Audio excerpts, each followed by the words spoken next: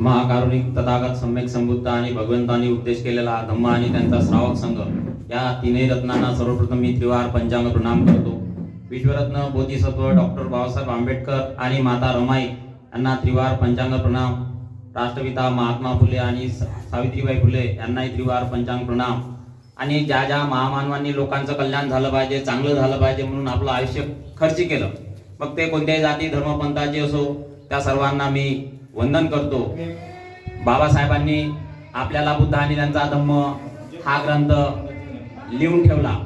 ते एक मार्गदर्शक तत्व आहे। समाजामध्ये आचरण कसं केलं पाहिजे, वागलो कसं पाहिजे, आपलं वर्तन कसं असलं पाहिजे।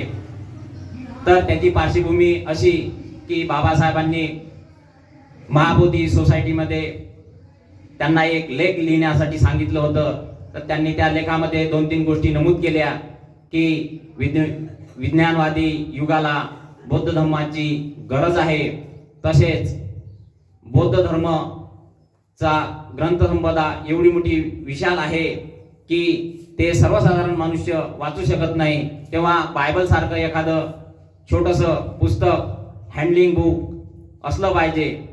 या लेखामध्ये त्यांनी ह्या गोष्टी नमूद केल्या। त्यानंतर त्याच सोसायटीच्या लोकांनी त्यांना विनंती केली बाबासाहेबांना की बाबासाहेब आपणच असं एखादं पुस्तक लिहून घ्यावं। त्यानंतर बाबासाहेबांनी ठरवलं आणि 1951 पासून हे पुस्तक लिहिण्याला सुरुवात केली। तर तुम्हाला सगळ्यांनाच माहिती आहे 1956 पर्यंत हा ग्रंथ पूर्ण झाला आणि सोबतच आपल्याला बौद्ध धर्माची दीक्षा दिली। मग हे सगळं बाबासाहेबांनी केलं।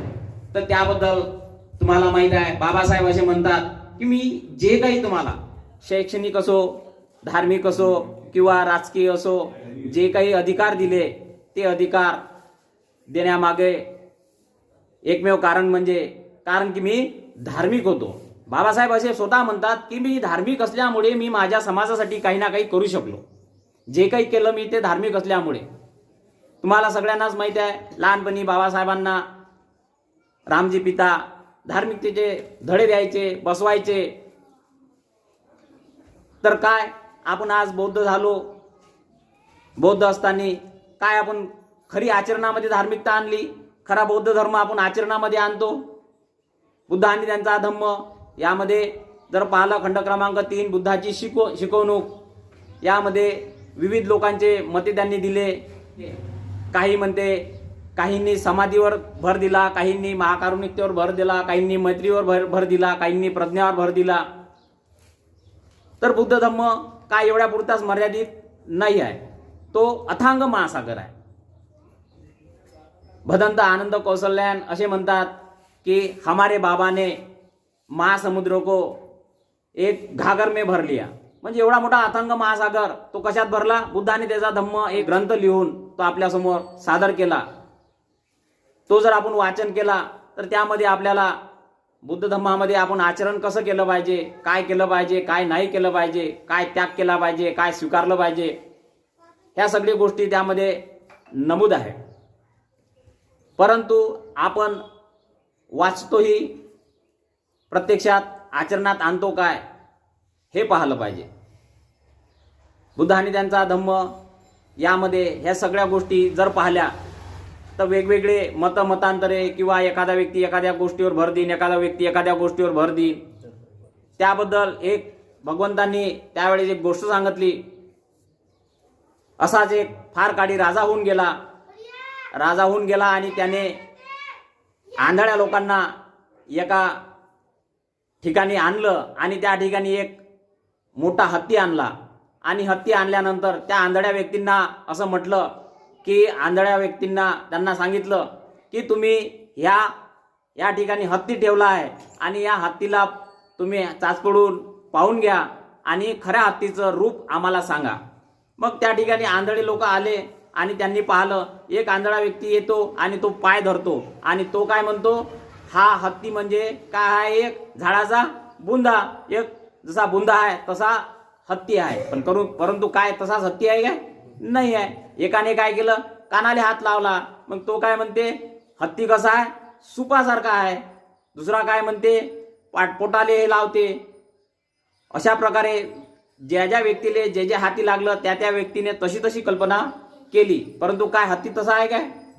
हत्ती अवाढव्य आहे, त्याला 4 पाय आहे, सोंड आहे, या सगळ्या गोष्टी आहे. तर एवढा मोठा जो काही धम्म आहे तो एखाद्या व्यक्तीले त्याच्यातल्या एखाद्या गोष्टीचं गुणात्मक गोष्टीने त्याचं अनुकरण केलं किंवा पाहिलं तर त्याला असं वाटते की धम्म हा एवढ्यापुरताच मर्यादित आहे. परंतु धम्म हा कसा अथांग महासागर आहे. आपल्याला जेवढं घेता येईल तेवढं आपल्याला कमीच आहे. परंतु जे काही आपण घेऊ तेवढं जरी घेतलं आणि तेवढं जरी आचरणात आणलं तरी आपल्याला आपल्या जीवनाचं सार्थक झाल्याशिवाय राहत नाही. पण होते कसं, एखादी गोष्ट आपण तेवढी घेतो आणि दुसरा व्यक्ती जर ते धम्माचं दुसऱ्या पद्धतीने आचरण करत असेल, दुसऱ्या गोष्टीनं तसं सांगत असेल, आपण काय करतो, अरे धम्म असा नाही. पण आपल्याला हे माहीतच नसते की धम्म त्या बाबीतूनही अंगाने परिपूर्ण असतो. अशा पद्धतीने आपण धम्म आचरणात आणला पाहिजे. मग समाजात होते काय, मग बाबासाहेबांनी बुद्धाने त्याचा धम्म दिला, आपल्याला आपण बौद्ध झालो तर काय, आपण आपल्या घरी त्रिशरण पंचशील घेतो, नाही घेत. विहारात येतो, नाही येत. रविवारी विहारात यायला पाहिजे, येत नाही. यामुळे आपली काय होते, अधोगती होते. भगवान बुद्ध असे म्हणतात की ज्या कुणाला असं वाटत असेल की आपलं आपलं नातेवाईक किंवा प्रिय असे वाटत असेल की हे माझं याचं चांगलं झालं पाहिजे, तर त्याला 4 गोष्टीवर आपण प्रतिष्ठित केलं पाहिजे. कोणत्या गोष्टीवर? बुद्धावर त्यांना श्रद्धावान बनवलं पाहिजे, धम्मगुणावर श्रद्धावान बनवलं पाहिजे, संघाच्या गुणावर श्रद्धावान बनवलं पाहिजे. म्हणजे बुद्ध धम्म संघावर काय गेला पाहिजे, तो शरण गेला पाहिजे, श्रद्धेनं शरण गेला पाहिजे आणि शिलावर त्यानं काय केलं पाहिजे, प्रतिष्ठित झाला पाहिजे. म्हणजे शिलाचं आचरण केलं पाहिजे. मग शील काय, मग आपण त्रिशरण पंचशील घेतो. हे 4 इतके महत्वाचे आहे, त्रिशरण आणि पंचशील. काय किती महत्वाचे आहे की त्रिशरणाने आपण श्रद्धावान होतो आणि शिलाने आपण प्रतिष्ठित होतो, शील संपन्न होतो. या 4 गोष्टी जेव्हा आपण आत्मसात करतो, यानुसार जेव्हा आपण आचरण करतो, तेव्हा आपण, भगवंत म्हणतात की तो या 4 गोष्टीवर आल्यामुळे तो कधीही दुर्गतीला जात नाही, त्याची सद्गतीच होते, त्याचं कल्याणच कल्याण होते, त्याचं चांगलंच चांगलं होते. पण काय आपण नुसतं फक्त आहे त्रिशरण पंचशील आहे, विहारात आलो, लोक आले, काही आले, घेतलं, ग्रहण केलं, ठीक आहे घेतलं, पण काय खरं त्याच्यानुसार आपण आचरण केलं काय? आपण त्यांना श्रद्धा काय बुद्धाप्रती, धम्माप्रती आणि संघाप्रती आपण श्रद्धावान झालो? अजिबात नाही. काय त्या शिलाचं पालन केलं? काय हिंसा करू नये, चोरी करू नये, व्यभिचार करू नये, खोटे बोलू नये, या जे मादक पदार्थ आहे त्याचं सेवन करू नये, यानुसार खरं आपण आचरण करतो? काय आपण त्याचा त्याग करतो? अजिबात नाही. फक्त ते बोलायचं आहे, सांगायचं आहे, सामूहिक आपले लोक आले, आपल्याला ग्रहण करायचं आहे म्हणून ग्रहण करतो. परंतु काय आपण त्याचा त्याग करतो? ते करत असेल तर अजिबात करत नाही. आणि त्यामुळे हे ग्रहण करू नये आपली हानी झाल्याशिवाय राहत नाही, कारण की ते प्रत्यक्ष आपण अंमलात आणत नाही. हा समाजाचा अधोगती होण्याचे कारण आहे. म्हणून धम्मत आहे, परंतु समाजामध्ये ते पालन होत नाही त्या गोष्टीचं. आणि काही दूर जायची गरज नाही, काही धम्म त्या खोलात जायची गरज नाही. जे काही बुद्ध धम्म संघ आहे आणि शील आहे यावर जरी प्रतिष्ठित झालो तरी आपलं आणि आपल्या पुढच्या पिढीचं आपण कल्याण केल्याशिवाय राहत नाही. हे पुण्यधर्म आहे. परंतु पुण्यधर्म आपल्याला समजत नाही का, या पुण्यानं काय होते, मग काय होते? असाच प्रसंग. तृष्णा कशी उत्पन्न होते, क्रोध कसा उत्पन्न होते, द्वेष कसा उत्पन्न होते? तर धम्माचं अज्ञान असल्यामुळे, धम्म न समजल्यामुळे कसा उत्पन्न होते? तृष्णेचं एक उदाहरण पाहूया. एका राजावर एक व्यक्ती, एक राजा एका व्यक्तीवर प्रसन्न होते आणि त्याला काहीतरी देऊ करते, चाल म्हणते, शेताकडे नेते.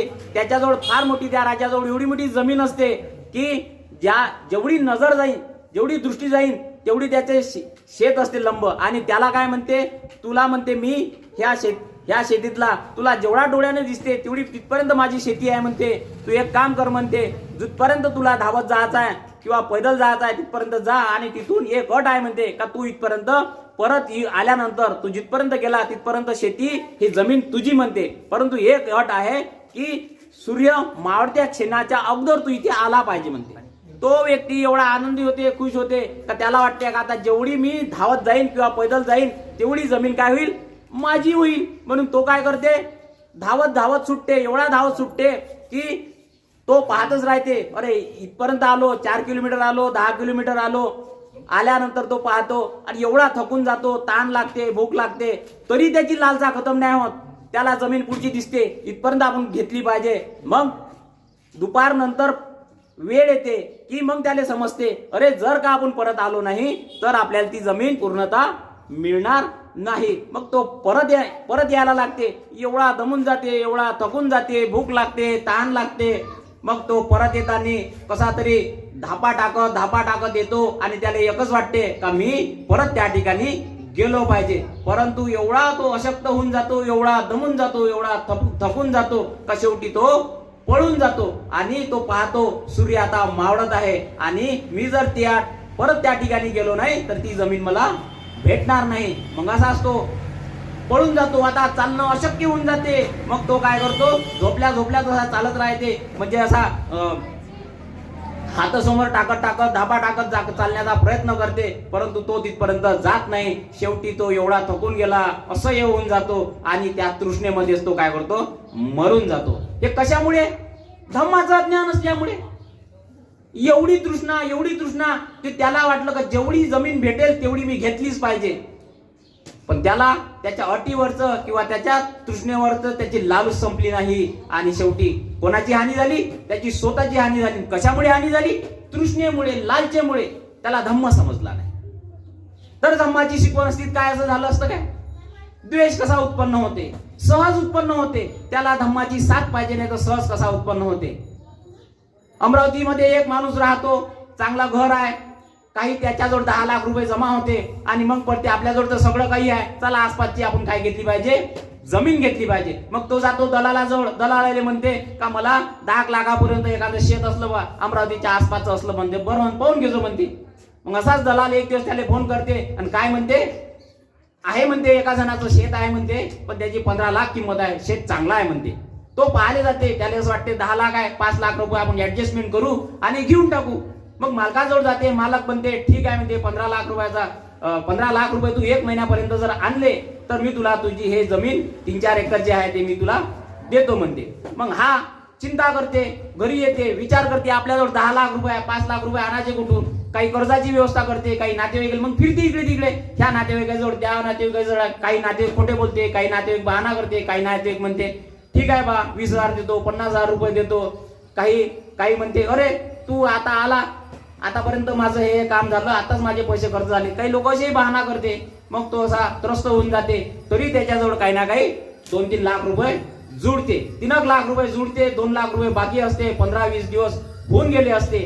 तेवढ्यातच काय होते, ह्या घरी असताना त्या दलालाचा काय येते, फोन येते आणि काय म्हणते, दलाल काय म्हणते, अरे म्हणते आपण ज्या जमिनीचा सौदा करणार होतो त्या जमिनीसाठी एक व्यक्ती आला त्या मालकाकडे आणि त्याच्याजवळ नगद 15 लाख रुपये होते आणि त्या 15 लाख रुपयाचा त्याने सौदा केला आणि त्याने ती जमीन भेटून गेली.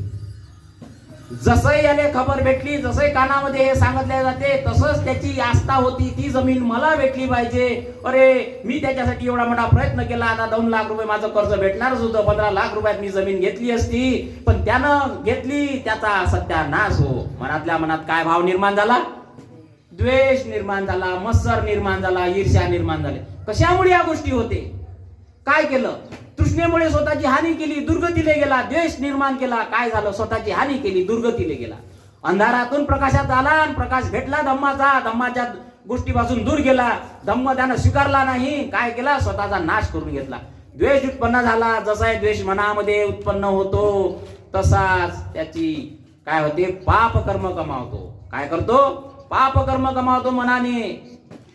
असे पाप कृत्य होते. कशामुळे होतो? धम्मापासून कसो दूर राहिल्यामुळे होतो. क्रोध कसा निर्माण होते? क्रोध असा निर्माण होते, एक बाई मोहल्ल्यामध्ये राहत असते, तिची लहानची पोरगी असते. त्या बाईचं दुसऱ्या बाईसोबत भांडण असते आणि तिची लहान पोरगी असते. ह्या बाईनं लहान पोरीला सांगून ठेवलं असते, बाई तू खेळताना त्या पोरीसोबत खेळत नको जातो, त्या बाईचं माय काही जमत नाही. पण लहान लेकरं असते, त्याला काही समजते. असेच एक दिवस हे बाई स्वयंपाक करून राहिली होती, चूल असते त्याच्यावर स्वयंपाक करून राहिली असते. हे पोरगी बाहेर जाते, त्या पोरगी सोबत खेळत असते. खेळता खेळता अचानक त्या 2 पोरीचे काय होऊन जाते, भांडणं होऊन जाते. भांडणं होते तशी हे पोरगी रडत येते. रडत आल्यावर काय म्हणते, आई आई त्या पोरीनं मला मारलं. हिले राग येते, क्रोध येते. काय म्हणते, तुला म्हणते 56 डाव सांगितलं म्हणते त्या पोरीसोबत भांडण खेळत नको जातो म्हणते. एवढा राग येते, कारण की एक दोन डाव तिनं प्रेमाने समजून सांगितलं असते, लहान लेकरू असते, अजून जाते खेळाले. एवढा राग येते त्या पोरीचा, तू कायलेच गेली तिच्या बरोबर खेळाले म्हणून घेते जिलपी. कायची जिलपी घेते? त्या चुलीतली जिलपी घेते, काढते, एक पोळीच्या टायगर मारते. पोरगी तशीच खाली पडते, मरून जाते. कशाचं अज्ञान आहे? धम्म नसल्यामुळे. काऊन क्रोध आला? वेळेवर सुचलं पाहिजे, अरे हा क्रोध काय येते? धम्माचं शिक्षण नसल्यामुळे. हेच तर शिकवलं बुद्धाने त्याच्या धम्मामध्ये. दुसरं काय शिकवलं? वाचतो आपण? नाही वाचत. वाचलं तर आचरणात आणतो? नाही आणत. क्रोध निर्माण होते, अरे सांगूनही नाही येत. द्वेष उत्पन्न आला, सांगून आला. कसा असा द्वेष असते? तृष्णा निर्माण झाली, सांगून आली. त्या समाजामध्ये ह्या गोष्टी होत राहतात, कळत न कळत. जसं शेतामध्ये आपण पीक लावतो, त्याचबरोबर तृण येते, गवत येते, ते आपोआप येते. तसं या समाजामध्ये लोभ, द्वेष, मोह, क्रोध हे उत्पन्न होतच राहते. त्याले दाबून टाकण्याचं काम कोण करते? धम्म करते. त्याले दाबून टाकण्याचं काम धम्म करते. आणि धम्मापासून आपण दूर राहतो.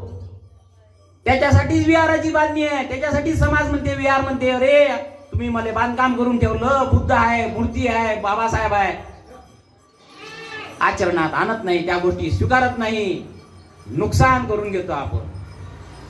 या गोष्टी नुकसानीच्या आहे, अधोगतीचे मार्ग जाणारे आहे. कोणाचं नुकसान झालं? मग त्या बाईले काय होते? अटक होते. कशामुळे? बाईची पोरीची हत्या केली म्हणून. आता स्वतःच्या पोरीची हत्या केली म्हणून काय सुटका होणार आहे का? काय त्यानं गुन्हा केला, सुटका, अटक झाली, कोर्टात केस चालते. केस चालल्यावर तिले तर शिक्षा होते. पण काय म्हणते ते बाई जजले माहिती आहे काय? साहेब म्हणते, एक सांगा म्हणते, क्रोध काऊन येते म्हणते. आता तो जज शिकवणार आहे का तिला क्रोध काऊन येते? अरे हे तर धम्म शिकवते ना. हे कोण शिकवते? धम्म शिकवते, क्रोध काऊन येते. मग ते म्हणते, साहेब म्हणते, एकच सांगावं म्हणते, कारण की तिले पश्चाताप होते स्वतःच्या पोरीले मारल्यावर. तिले नंतर पश्चाताप होते, पण ते जेव्हा मारते, जेव्हा पोरगी मरते, तेव्हा ते दोष कोणावर देते?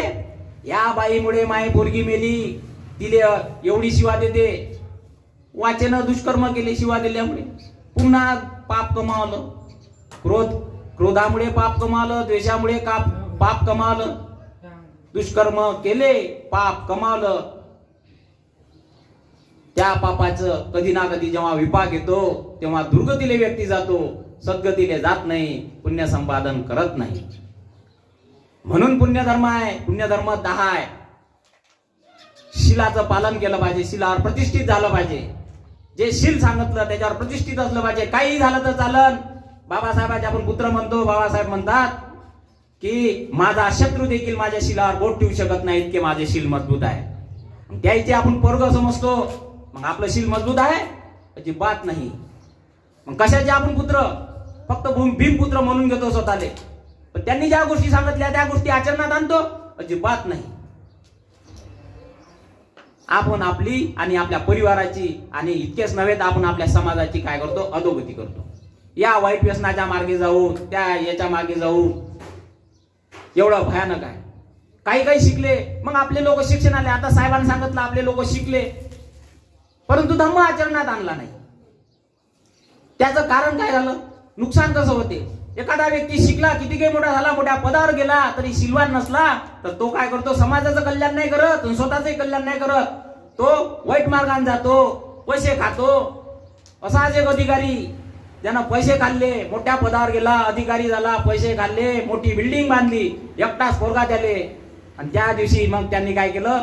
गृहप्रवेश किंवा ते गृहशांतीचा कार्यक्रम घेतला. लोक आले आणि काय फक्त काय विसरला? नारळ राहिला विसरायचा. म्हणजे विसरला नारळ. मग जाय म्हणते, बाबू म्हणते, पोराला सांगते नारळ घेऊन ये म्हणते. पोरगा बाहेर जाते, नारळाले पूजा गिजा करणं चालू, बिलकुल नुकताच व्हायची असते. पोरासाठी त्या नारळासाठी थांबले असते.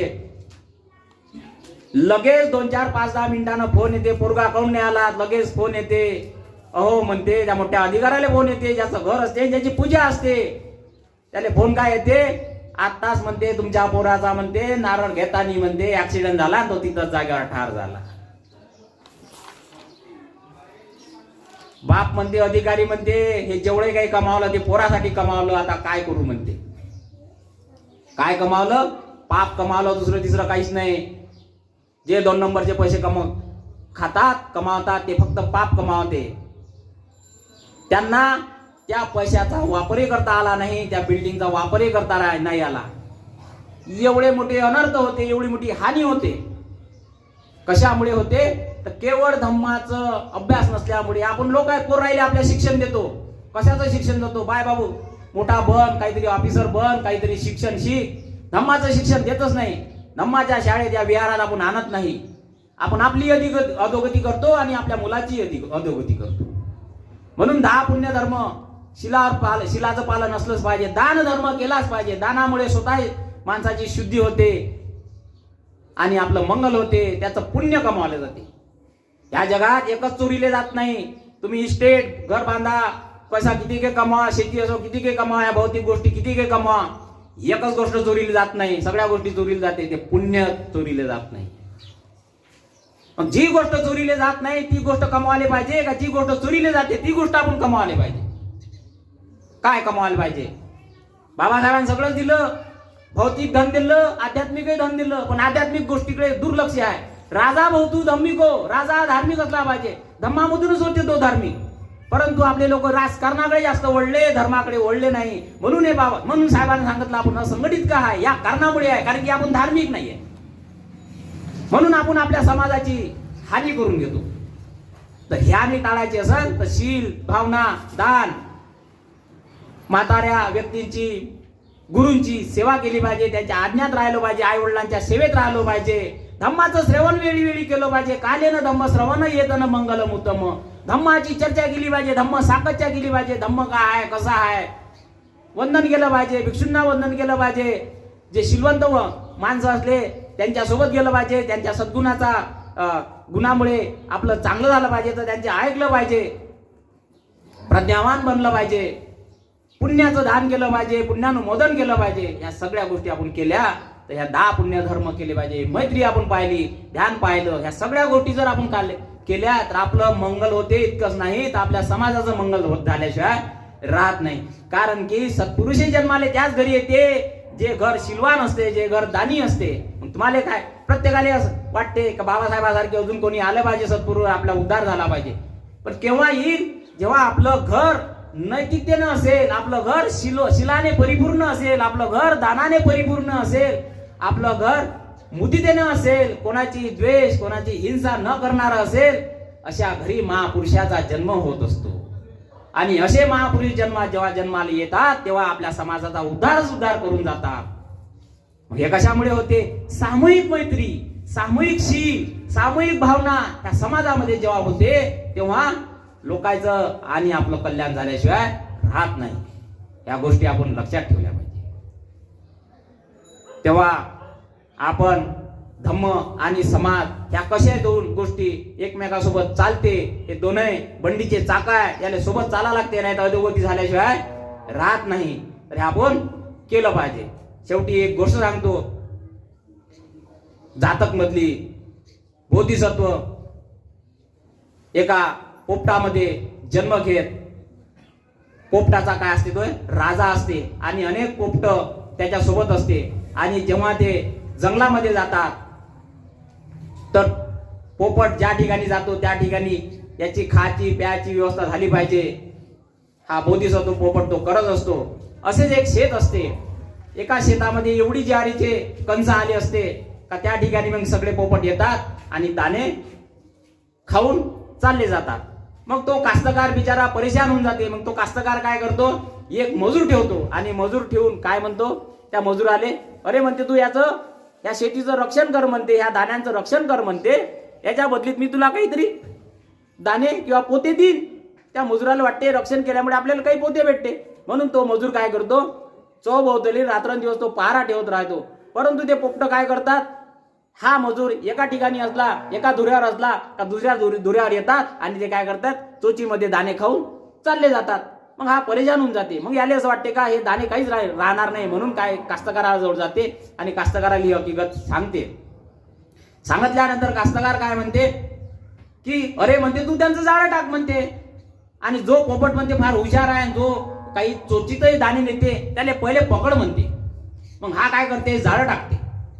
मग असेच अचानक ते पोपटाचा कळप येतात. पोपटाचा कळप आल्यानंतर पोपट दाणे खातात. परंतु ह्या बोधिसत्व पोपटाला काय समजते, अरे इथं झाडं टाकलं आहे म्हणते, माझे पोपट बंधू अटकू शकते म्हणते, म्हणून त्यांना आवाहन करते, तुम्ही इकडे येऊ नका म्हणते, तुम्ही तिकडेच थांबा म्हणते. परंतु हे सांगता सांगता अचानक त्या पोपटाचा, त्या बोधिसत्व पोपटाचा त्या जाळ्यामध्ये काय पाय अटकून जाते आणि तो पकडला जाते.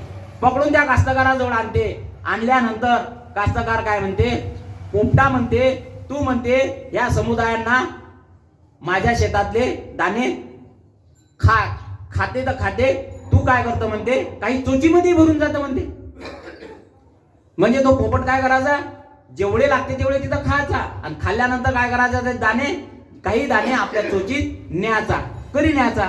मग तो कास्तकार काय म्हणते त्या पोपटाले, म्हणते जसं काही आमचं गोडाऊन आहे, जसं कसं आपला माल आला तर आपण आपल्या घरी गोडाऊन मध्ये ठेवतो, साठवून ठेवतो, तसंच पोपटाले काय म्हणते, तुझंही काही असं, तुमचं काही असं गोडाऊन आहे काय म्हणते, तुम्ही आमचे दाणे घेऊन जाता आणि तिथं गोडाऊन मध्ये ठेवता.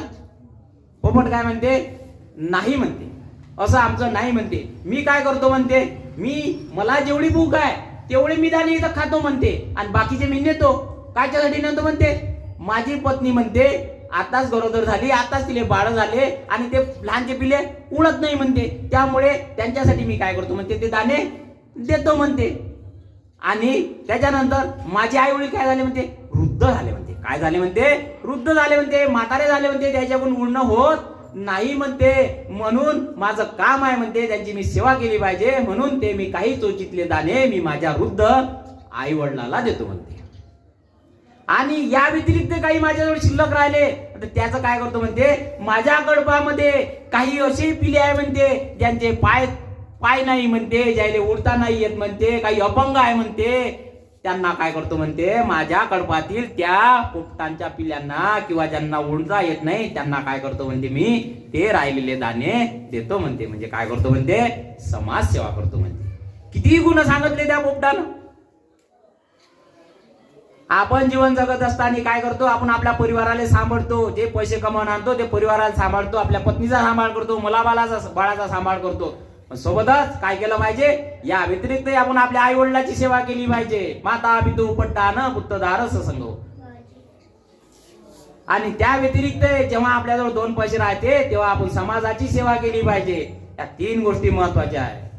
त्यामुळे पुण्य लाभ होतो आपल्याला.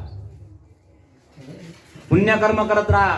तथागत म्हणतात सत्कर्म करा, सत्कर्म करा, सत्कर्म करा. का म्हणतात, का मी असं म्हणतो म्हणते, कारण की सत्कर्म केल्या जातात, म्हणून मी म्हणतो म्हणते की सत्कर्म करा. म्हणून या आजच्या प्रसंगी आम्ही तुम्हाला म्हणतो सत्कर्म करा, सत्कर्म करा, चांगले शीलवंत व्हा, पुण्यवंत व्हा आणि आपला आणि आपल्या समाजाचा उद्धार करत राहा. या ठिकाणी मला 2 शब्द बोलण्याची संधी दिली आणि आपण माझं शांतचित्तानं ऐकलं, त्याबद्दल मी सर्वांचे धन्यवाद व्यक्त करतो आणि इथेच थांबतो. सर्वांना मैत्रीपूर्ण जय भीम.